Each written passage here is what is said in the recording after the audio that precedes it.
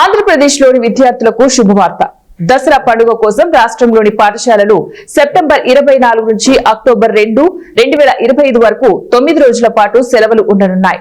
ఈ సుదీర్ఘ విరామం విద్యార్థులకు కుటుంబంతో కలిసి జరుపుకోవడానికి, సాంస్కృతిక కార్యక్రమాల్లో పాల్గొనడానికి, పండుగ సీజన్ను ఆస్వాదించవచ్చు. ఈ దసరా పండుగ అక్టోబర్ 2, 2025న వస్తుంది. చెడుపై మంచి విజయాన్ని సూచిస్తుంది.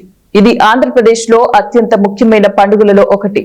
సుదీర్ఘ సెలవుల అనంతరం పాఠశాలలో అక్టోబర్ 3వ తారీఖున తెరుచుకోనున్నాయి. విద్యాశాఖ అకాడమిక్ క్యాలెండర్ ప్రకారం జూనియర్ కాలేజీలకు సెప్టెంబర్ 28 నుంచి అక్టోబర్ 5 వరకు సెలవులుంటాయి.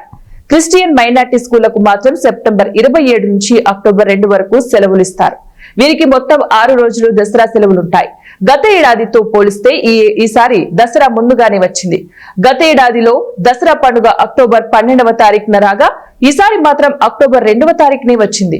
అందుకే ఈసారి ముందుగానే సెలవులు ప్రారంభం కానున్నాయి.